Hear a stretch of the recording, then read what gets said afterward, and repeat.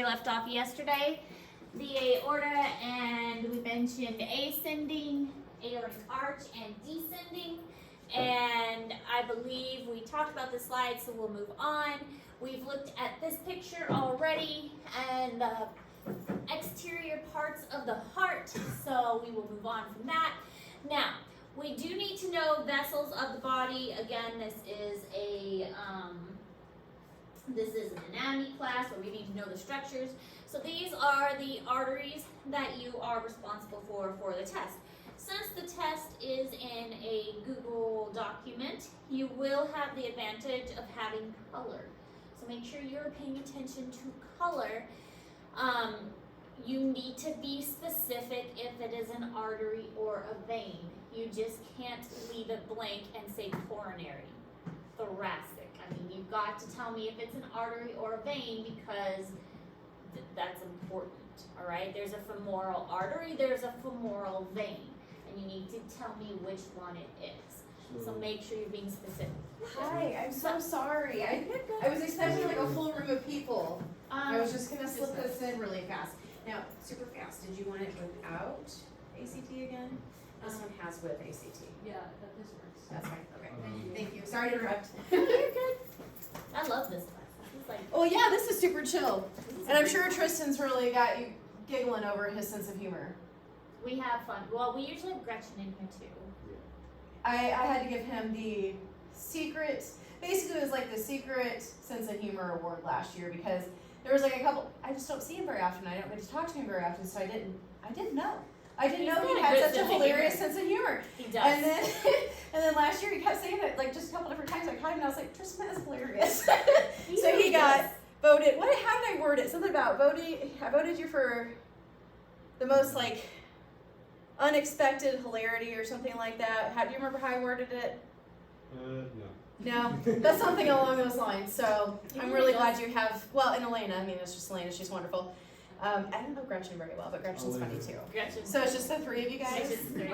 every day. That's awesome. All you. Well, I hope you guys enjoy. I don't blame you. I'll tell everyone. In a good way. Okay.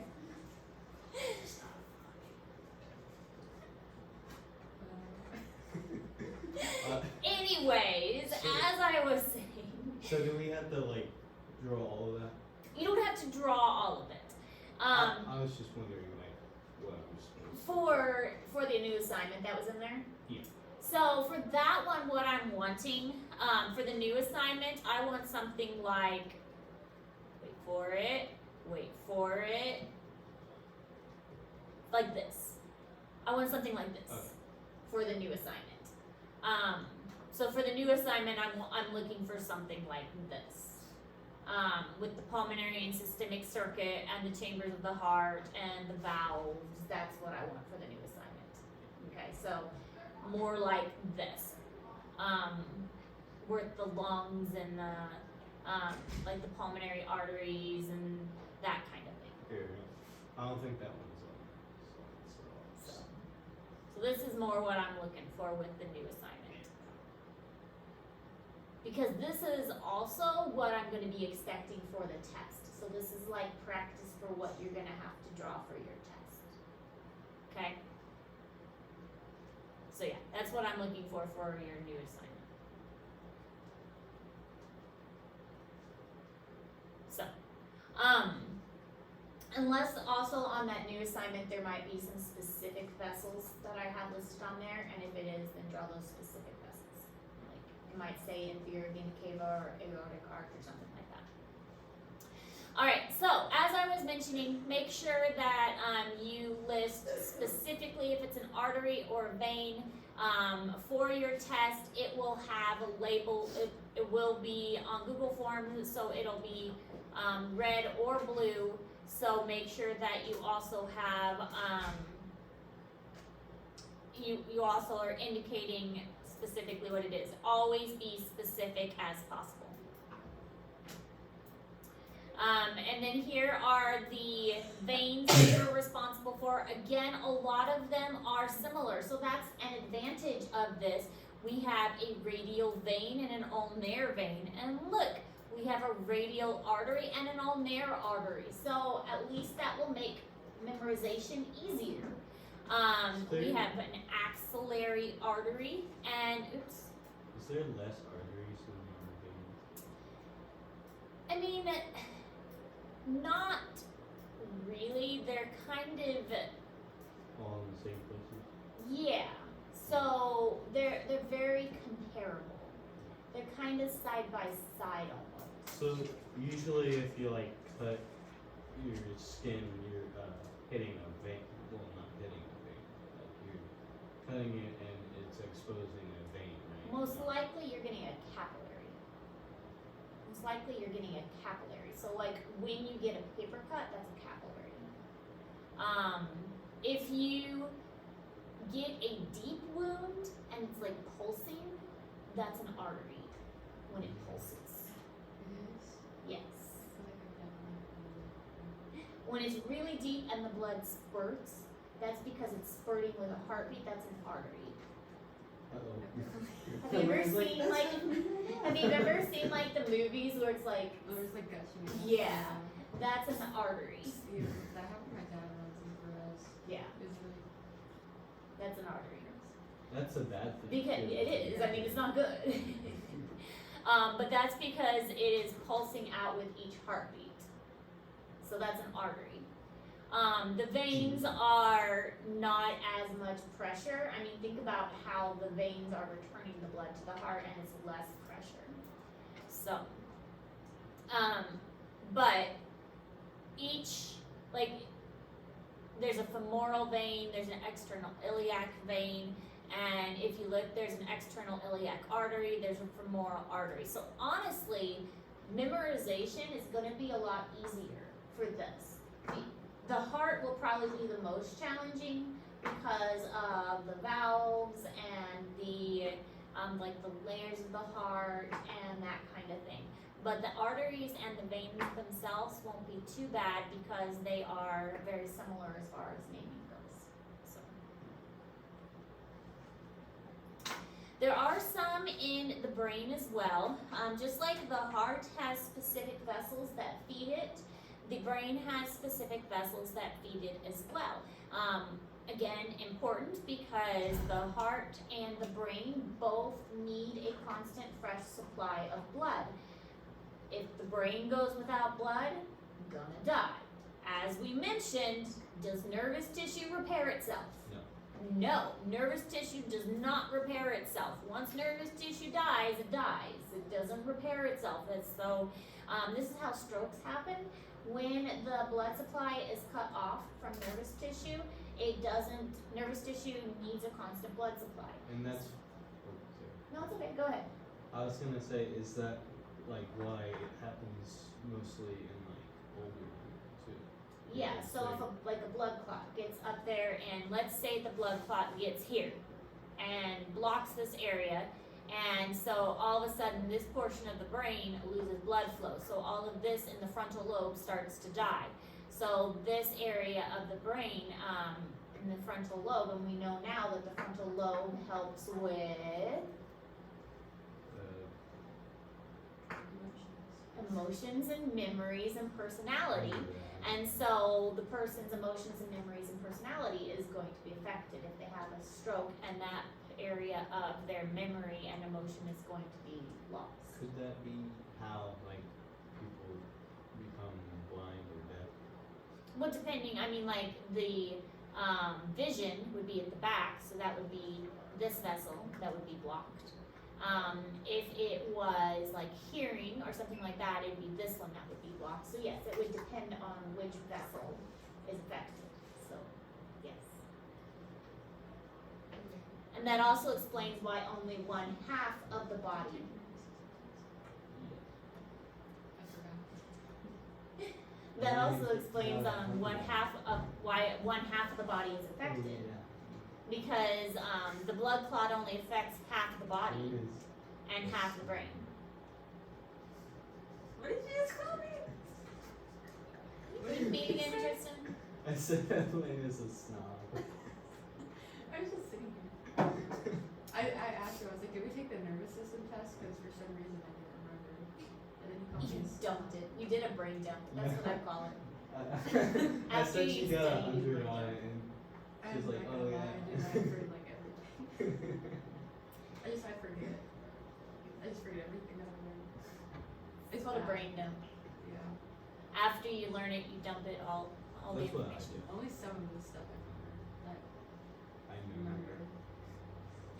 So here you can see this is what a contrast dye scan would look like. So they put this into your bloodstream, and then they do a scan, and it lights up the different vessels so they can check for blockages. And so this way they can check to see if you do have a blood clot. So if there was a blood clot, then all the vessels after a certain point would just not show up. So all of this is good because yes, you can see the blood flowing, but if it suddenly went dark here, then that would indicate that there was a blood clot in a certain area.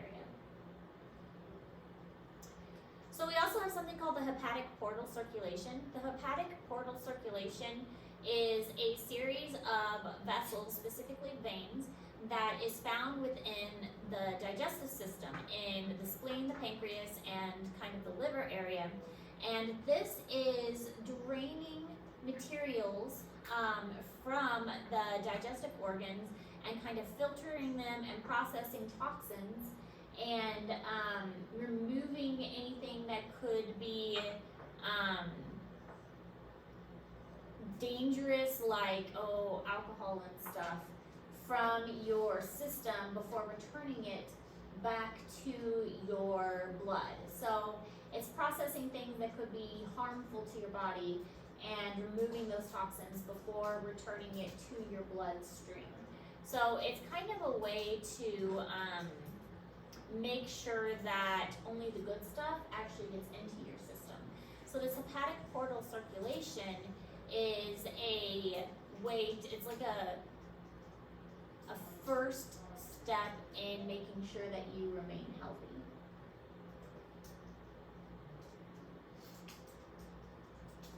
So it processes things and cleans it before it returns it to the regular circulatory system.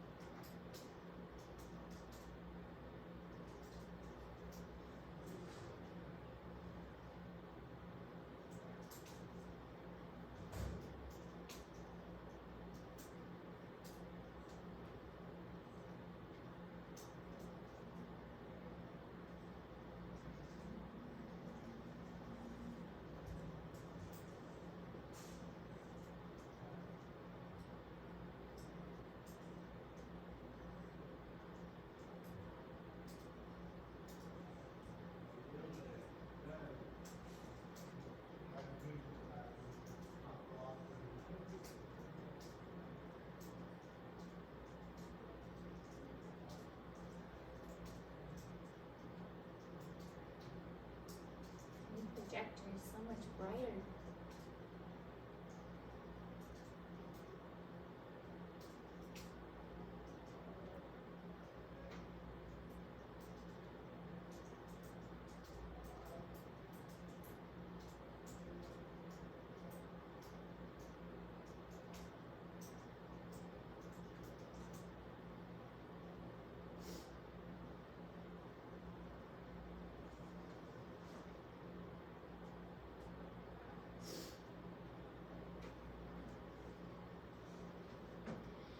So this kind of shows how it works. We've got the blood from the arteries going and carrying it to the stomach and the intestines, and then it takes it to the hepatic portal circulation, and the liver cells and the toxins are going to leave into or go to the liver, and the liver is going to process it and remove the toxins, and then it's going to take it to the rest of the body to make sure that all of those toxins and things are getting in or don't travel to the body. So it's removing the toxins, making sure that it is safe and not traveling to the rest of the body. So basically any kind of material you absorb that is not safe, trying to make sure it doesn't get put to the rest of the body and gets taken out. So this is an example of the hepatic portal circulation and how it's kind of like almost a separate circulatory system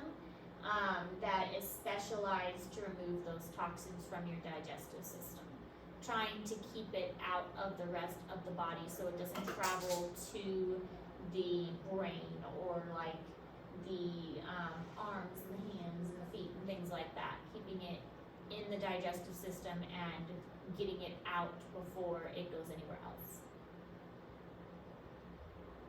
Alright, we're gonna move on a little bit more, because that was kind of finishing up from yesterday. How much? Well, we've got a little more time. So, moving on with blood.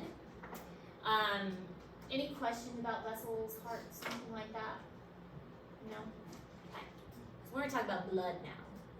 Blood is the major transporter of the body. That's kind of its purpose. Blood job is to transport things around the body. And so we've been looking at like the vessels like is the highway, but the blood is what's actually transporting the stuff.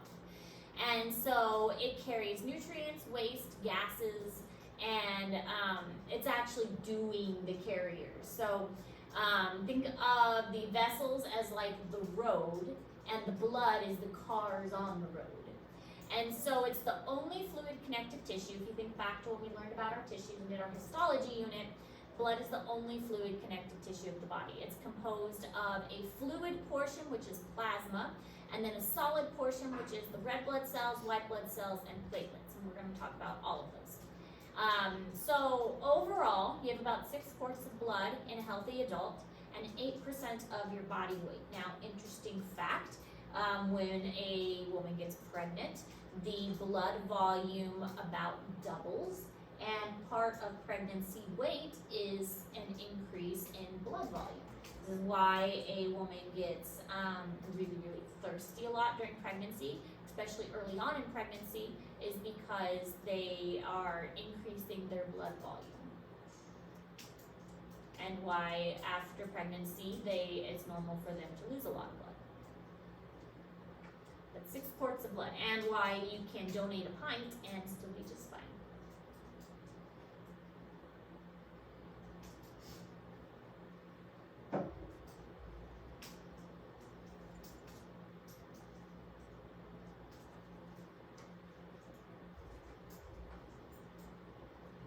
Of the body weight is blood. Kind of interesting to think about.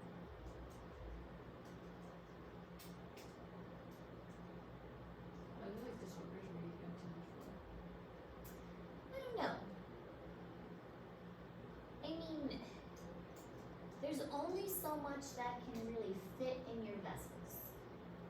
So if your vessels expanded, then maybe, but because we have a closed circulatory system, it only fits in your vessels. Now, I think a lot would have to go wrong.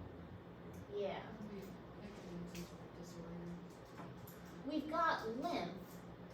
We haven't talked about the lymphatic system.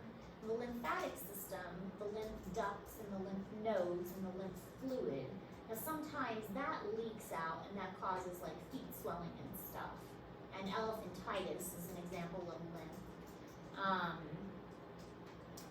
That can cause excessive swelling, but that's not the same as blood. Yeah. What causes the what was it? What type of blood? It was like a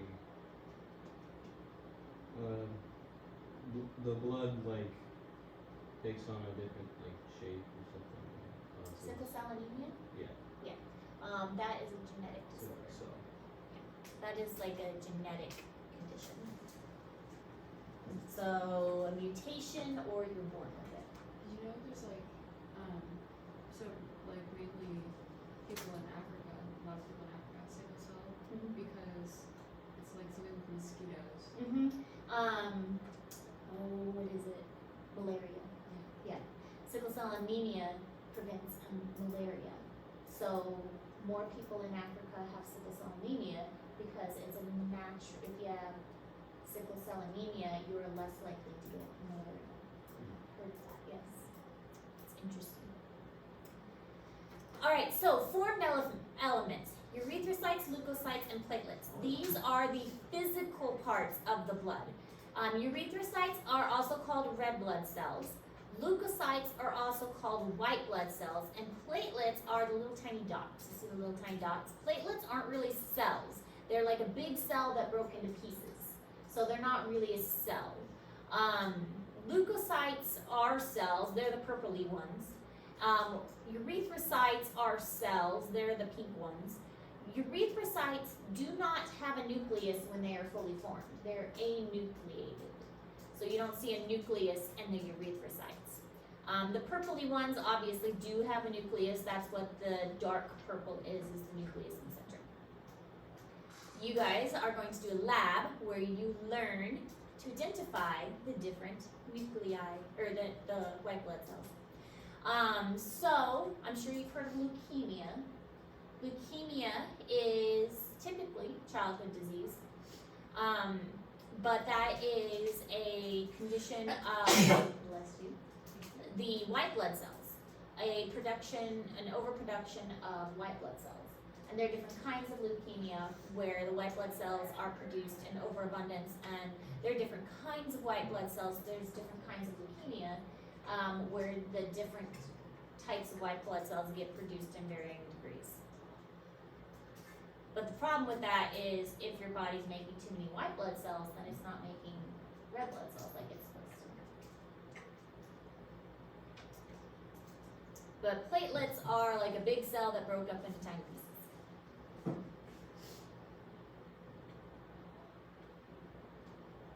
And again, we're not really going to get into their purposes too much because that's physiology. Right now, we're just identifying them.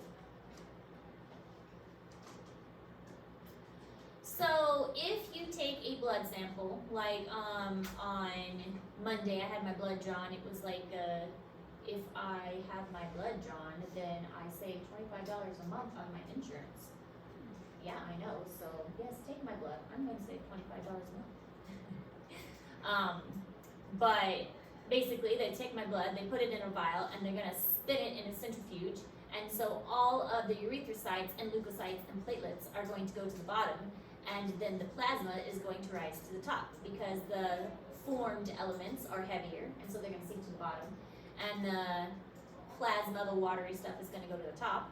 And the erythrocytes make up about 45% of the blood, and the leukocytes and platelets don't make up very much, so they're about 1%, and then about 55% is going to be the plasma, so that's the watery stuff. And we'll look at a picture on the next slide.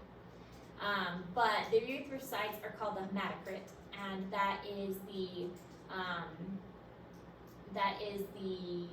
like how much red blood cells in general. Now, again, more physiology, but the hematocrit, the red blood cells is what actually carries the oxygen. So when you breathe in, the oxygen binds to the red blood cells. So the more red blood cells you have, the better you're going to be able to breathe. That's why it's called sickle cell anemia, because the sickle cells don't bind oxygen well. So if you've got something wrong with your red blood cells, you're not going to be able to breathe well because the oxygen doesn't bind to the red blood cells well. White blood cells, the leukocytes, they are used mostly for immune defense. Platelets, they are mostly for if you get a cut, they block the cut and stop bleeding. And then plasma is used for a lot of things. It is mostly like carrying sugars and salts. Carbon dioxide dissolves in plasma as well. So carbon dioxide does not bind to red blood cells. Carbon dioxide dissolves in the plasma. You don't need to know that, but that's all physiology, but it's still fun to know.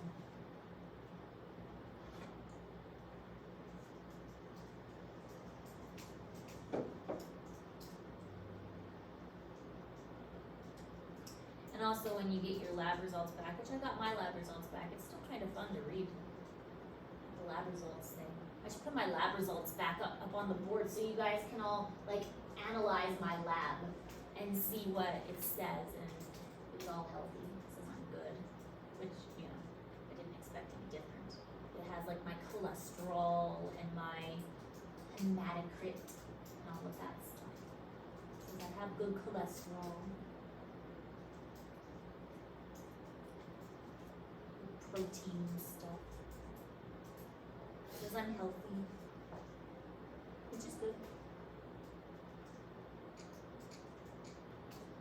Basically, the only reason I did it was because I want to save $25 a month. What? Yeah, I know, right? It's $25. What is that? I mean, $250, $300 a year.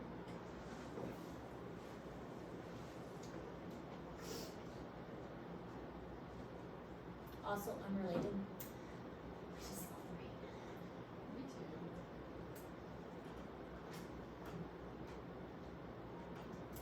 Okay, so this is what it looks like. Get your blood drawn, put it in a centrifuge. Red blood cells sink to the bottom. Good portion of your blood is red blood cells. Little tiny bit white blood cells and platelets, and then a nice big portion of plasma on the top. So here's some white blood cells, here's your platelets, red blood cells. Plasma itself is about 90% water. The other 10% is stuff. Nutrients, salts, gases, hormones, plasma, waste products. This is what plasma looks like. Like yellowy. Yeah. Distributes body heat. So, again, like if you're breathing carbon dioxide out, then the carbon dioxide gets dissolved into the plasma. You can donate plasma, they pay you to donate plasma. I don't think we'll There are some conditions, like you have to weigh so much, you can only donate plasma so often. But plasma is something you can get paid to donate. I don't know how much. I heard it's a good one. Mm-hmm. Depending on How much plasma can you get? Google. Probably a quart. I mean, You have to not be like a really quart. hydrated, because think how much water you're losing. Oh, You have to be really hydrated. However much plasma is in your quart, I would say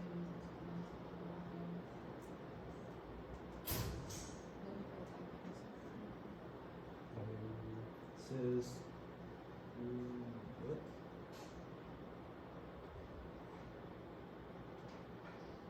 You can make like $100 or something. You can donate more frequently too. Every 2 weeks? $100 every 2 weeks?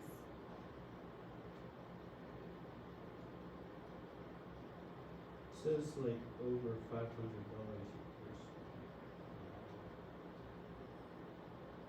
You should put that in this plasma. I don't see any. Oh, how much plasma I can donate per unit? So people around like 100 to 140 pounds or something, they can donate 690 milliliters. This is a lot. Yeah. They You take must- all of it. They take all your plasma. You said Yeah, it it's right. like you're dry. They just have a vacuum. So we're gonna have to like cut off your arm real quick. Take your plasma. So this is in Google Classroom. You would need to know the basic percentages and why they are important.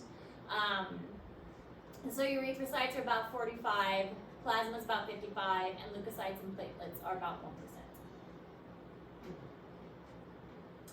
And this is, we've seen this before, we've looked at this under a microscope before.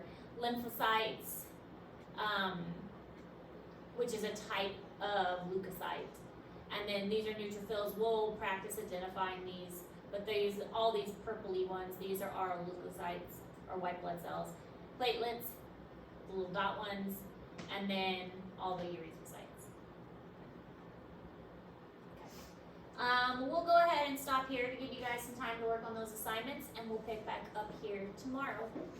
So the crash course is due on Friday. but the drawing, we'll hold off and probably have the drawing due next week. Questions? Okay, if you have questions, let me know. Where did you get the lionfish